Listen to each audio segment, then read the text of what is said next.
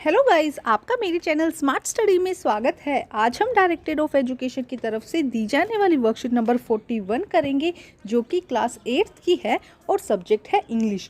ये वर्कशीट 16 दिसंबर 2021 की है। तो आइए शुरू करते हैं आज की वर्कशीट शुरू करने से पहले प्लीज़ मेरे चैनल को सब्सक्राइब कर दीजिए। तो आइए देखते हैं आज की worksheet. Lesson this is Jody's phone continue. बेटा, हम पिछली वर्कशीट में जोडीज फोन के बारे में पढ़ रहे थे, तो यहाँ पर कुछ लाइंस दी गई हैं जिसके थ्रू हम पिछला रिवाइज करेंगे कि हमने पहले क्या पढ़ा था। देखिए, put the sentence in correct order in the following bellows. बेटा, यहाँ पे कुछ सेंटेंस दिए गए हैं जो इनकरेक्ट ऑर्डर में है, हमें उन्हें करेक्ट ऑर्डर में लगाना है। तो आइए देखते हैं। Phones mother was killed. तो सबसे पहले क्या आएगा? फोन की जो मदर थी वो किल हो गई थी ना, फर्स्ट हमने यही रीड किया था। उसके बाद देखिए number 1, Penny felt hemmed in when Johnny propose to bring the phone home. तो जब फोन की जो मदर किल हो गई थी, तो जो जोडी था वो क्या कहता है अपने फादर से, पेनी से क्या कहता है कि हम उस फोन को अपने घर ले आते हैं। ठीक है, उसके बाद नंबर आएगा 5, Jody's mother was stunt at what जोडी हैज सेड। जब जोडी ने ये कहा कि हम उस फोन को घर ले आते हैं, तो उसकी मदर क्या होती है? स्टंट हो जाती है, मतलब बहुत हैरान होती है, एकदम चुप हो जाती है। अब आएगा number 2, Melville offer to give a ride to Jody to find the phone. जो मिलविल है वो उसे ऑफर देता है कि भाई अपने हॉर्स के साथ, कि मैं तुम्हें हॉर्स के साथ वहां पर ले जाऊंगा, फोन को फाइंड करने में तुम्हारी मदद करूंगा। उसके बाद नंबर 4 देखिए, जोडी सेंड मिलविन बैक। अब जोडी ने क्या किया? जब वो वहां पे फॉरेस्ट में पहुंच गया तो उसने क्या किया? मिलविल को कहा कि तुम वापस चले जाओ। तो ये हम बेटा पूरा पिछली वर्कशीट में रीड कर चुके हैं। अब हम देखते हैं आगे क्या दिया गया है आज की वर्कशीट में। Read the following passage from the lesson. ये देखिए क्या है, part 2 continue. He waited for the sound the hoofs to end, then cut to the right. अब जब उसने मिलविल को बोला कि मुझे यहाँ भाई तुम छोड़ दो, अब तुम चले जाओ, मैं अपना फ़ोन को ढूंढ लूंगा। तब वो कुछ देर तक वहीं रहा जब तक कि उसके होव्स टू एंड, मतलब कि जब तक उसको घोड़ों की जो आवाज़ थी जब तक वो सुननी बंद नहीं होगी, तब तक क्या he waited the four sound of the hooves of and. उसकी साउंड जब तक बंद नहीं होगी तब तक वो वहीं खड़ा रहा। उसके बाद ही कट टू द राइट, उसने क्या लिया? राइट ले लिया। The scrubs was still. जितनी भी शब्स थी जो सारी की सारी वो क्या हो गई थी? एकदम स्टिल, मतलब शांत थी, वहां पे कोई भी शोर नहीं था। Only his own crackling to twigs sounded across the silence. जैसे वो झाड़ियों को हिला रहा था, जब आगे बढ़ रहा था तो झाड़ियों को जब हिला रहा था, सिर्फ उसकी क्रैकलिंग की साउंड, ट्विंग की साउंड उसे आ रही थी, बाकी वहां पे एकदम कुछ भी नहीं था, बिल्कुल शोर नहीं था। Only his own crackling of twigs sound across the silence. उस साइलेंस को क्या कर रहा था? थोड़ा शोर मचा रहा था, बाकी एकदम वहां पर साइलेंट था। He wondering for his instant if he had mistake his direction। मतलब वो घबरा भी रहा था, उससे चिंता भी हो रही थी कि कहीं उसने कुछ मिस्टेक तो नहीं कर दिया डायरेक्शन लेने में। Then a buzzard rose in the front of him and flapped into the air। तब उसके सामने बजर, मतलब देखो ये बाज, इस तरह का बाज उसके सामने आता है, फ्रंट ऑफ हिम उसके सामने आता है, and flapped his air into the air, मतलब अपने जो पंख है वो क्या करने लग, फड़फड़ाना शुरू कर देता है। He came into the clearing under the oak. अब वो क्या होता है? वो फटाफट क्या करता है? क्लियरिंग एरिया में अंडर द ओक के नीचे वो वहां पर चला जाता है। उसको जो बाज है उसको देख के वो क्या कहता है? He came into the clearing under the oak, oak के पास में चला जाता है। Buzzard sat in a circle around the carcass of the doe. Carcass मतलब कि बेटा जो डेड बॉडी थी, जो डो की डेड बॉडी थी, उसके सामने उसके आज मतलब सर्कल बना लेते हैं। जितने भी बजर्ड होते हैं उसके सामने उसको खाने के लिए क्या करते हैं? एक सर्कल बना लेते हैं। देखो यहाँ पे आपको इस पिक्चर में नजर भी आ रहा है। They turned their head on their long scrunch neck and hissed at him। जब जो जोड़ी है वो उसको दिखाई देता है तो सब क्या करते हैं? अपनी गर्दन उठा के उसकी तरफ देखने लगते हैं और हिस्ड, उसकी एक तीखी सी साउंड, जैसे हिस्ड करके साउंड निकालते हैं जोड़ी के लिए। He threw his bow at them। अब जो जोड़ी के पास, जोड़ी क्योंकि छुपा हुआ होता है, उसके पास में एक बो, मतलब कि एक लकड़ी की लंबी लकड़ी, जैसे पेड़ की शाखा होती है ना, इस तरह की झाड़ी थी उसके पास में। वो क्या करता है? He threw his bow at them, उन पर फेंकता है उसको, and then they flew into the just tree। और क्या करता है?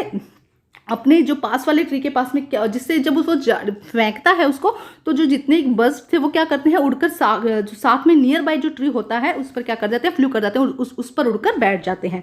The sand show large cat print but the big cat kill fresh. देखो क्या कह रहा है कि अब जब जोड़ी उसको ढूंढने की शुरुआत करता है तो उसको कैट के फुटप्रिंट जो है वो नजर आते हैं, बिग कैट के फुटप्रिंट नजर आते हैं, लेकिन जो कैट होती है वो क्या करती है? फ्रेश मीट खाती है। And they had left the do for the carrion birds. और वो क्या करते हैं? जो फ्रेश मीट खाती है और जो बचा हुआ जो खाना होता है वो कैरियन, मतलब जैसे कि बाज और इन सब के लिए छोड़ देती है। नेक्स्ट देखिए क्या दिया गया बेटा। He parted that the grass at the place where he had seen the phone। अब वो उस जगह पर जाता है जहां पर उसने फोन को देखा होता है। It did not seen possible that it was only yesterday. उसको लगता है भाई ऐसा पॉसिबल ही नहीं है, जो उसने कल ही सीन देखा वो आज इतना चेंज हो गया। It did not seen possible that it was only yesterday. The phone was not there, वहाँ पर फोन नहीं होता है। ही सर्कल द क्लियरिंग, मतलब उसको साफ भी करता है, ढूंढने की कोशिश करता है। He clearing the he circle the clearing, मतलब वो साफ भी करके उसको, मतलब झाड़ियों को हटा के देखने की पूरी तरह से कोशिश करता है, बस उसको वहाँ पर कुछ नहीं दिखाई देता। There was no sound and no sign, वहाँ पर कोई भी साउंड नहीं होती और कोई भी साइन नहीं है कि उससे पता चले कि फ़ोन कहाँ पर है। The buzzard clacked their wings impatient to return their business.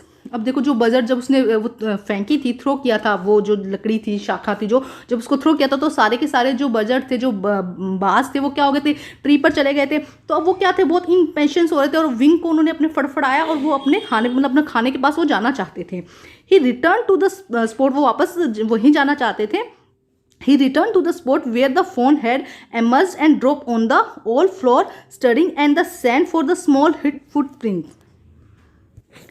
He returned to spots where the phone had emerged and dropped on floor. अब वो देखो जो जोड़ी है वो वापस वहीं उसी जगह पर आता है जहाँ पर उसने फ़ोन को लास्ट टाइम देखा था, और स्टडी द सैंड और द स्मॉल होल प्रिंट्स, मतलब उसके फुट प्रिंट्स को देखना चाहता है कि कहीं उसके पैरों के कुछ निशान मिल जाए जिससे कि वो फ़ोन को ढूंढ सके। The night rain had washed away all the track except rose the cat and the buzzard. जब नाइट रेन हुई थी, जब रात को जो बरसात हुई, उसकी वजह से जितने भी जो फुटप्रिंट्स थे, जो फ़ोन के फुटप्रिंट्स थे, वो सब क्या हो गए थे, वॉश्ड अवे हो गए थे, मतलब हट गए थे, सिवाय किसके, कैट और बजर्ड के। वहाँ पर हमको क्या दिखाई दे रहे थे, जो फोन जोड़ी था उसको क्या दिखाई दे रहे, सिर्फ कैट और बजर्ड के वहाँ पे फुटप्रिंट्स उसको नजर आ रहे थे, पाँव के निशान जो थे। तो देखा किस तरह से जो जोड़ी है वो ढूंढने की कोशिश कर रहा है। अभी उसने मिलविल को भी वापस भेज दिया और वो खुद ही ढूंढ रहा है। तो आइए देखते हैं आगे क्या क्वेश्चन आंसर दिए गए हैं इससे रिलेटेड। तो आइए देखिए फर्स्ट क्वेश्चन क्या है, who was it that went away on the horse. कौन था बेटा, किसको बोल दिया था कि आप चले जाओ भाई, वो ढूंढ लेगा। तो मिलविल को क्या कहा था कि तुम चले जाओ, मैं ढूंढ दूंगा अपने आप ना। जोड़ी वॉज ट्राइंग टू फाइंड, जोड़ी किसको ढूंढने की कोशिश कर रहा था, द फोन। जोड़ी किसको ढूंढने की कोशिश कर रहा था, द फोन। जोड़ी had come to the place where dash there was a stream of the water and he had seen the phone। जोड़ी था कौन से प्लेस पे गया था, वापस से जोड़ी गया था he had seen the phone, जहाँ पे उसने सीन फोन को देखा था, वापस से वो वहीं गया।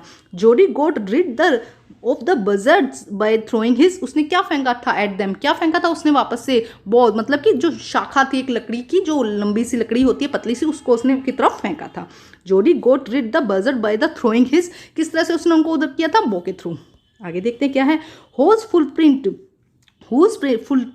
did the sand slow। किसके फुटप्रिंट नजर आ रहे थे बेटा, किसके आ रहे थे, बिग कैट्स की। वहां पे देखो फोन का कोई भी नजर नहीं आया था, क्योंकि नाइट में क्या हुई थी, रेन हुई थी, जिसकी वजह से कोई भी फुटप्रिंट उन्हें नजर नहीं आया था।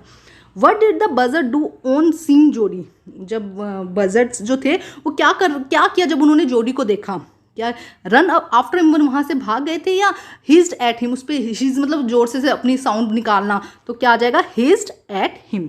नेक्स्ट देखिए, why did the buzzard clack their wings, why did the buzzard clack their wings to Jody direction, to give Jody direction to return his business. वो उन्होंने ऐसी आवाज़ क्यों दी, अपने जो विंग्स थे उनको जैसे फड़फड़ाए, क्यों फड़फड़ाए, क्योंकि वो अपने फूड को वापस पाना चाहते थे, टू रिटर्न देयर बिजनेस, वो अपना काम करना चाहते थे। नेक्स्ट देखते क्या दिया गया, find a word from the above extract which meaning, near by and a large branch of a tree. Large branch of tree का मीनिंग हो जाएगा बो। तो यहाँ से देखते हैं दोनों मीनिंग दिए गए हैं बेटा। देखिए क्या है, फर्स्ट क्या है, नियर बाय का मतलब होता है कि एडजस्टिंग, यहाँ पे ये हो जाएगा नियर बाय का। फ्यू वो कहाँ हुए थे, वो उड़कर नज़दीक वाले पेड़ पर बैठ गए थे ना, उड़ गए थे नज़दीक वाले पेड़ पर, तो ये हो जाएगा एडजस्ट। एंड सेकंड जो स्मॉल वुड का उन्होंने कहा स्मॉल पीस, उसका क्या हो जाएगा, बो। ये हो जाएगा हमारा सेकंड का, ठीक है, एक सेकेंड, हाँ जी बेटा, ये हो जाएगा हमारा फर्स्ट का, नियर बाय का ये हो जाएगा, एंड सेकंड का हमारे ये हो जाएगा। तो यहाँ से आप कर लेंगे। तो बेटा आज की जो वर्कशीट है अंडरलाइन कर दिया गया है, देखो ये रहा अंडरलाइन किया हुआ। तो आज की जो वर्कशीट है वो कंप्लीट होती है। वर्कशीट कंप्लीट करके अपने टीचर से चेक कराइए, और प्लीज़ मेरे चैनल को लाइक कीजिए, सब्सक्राइब कीजिए और शेयर कीजिए। Thank you students.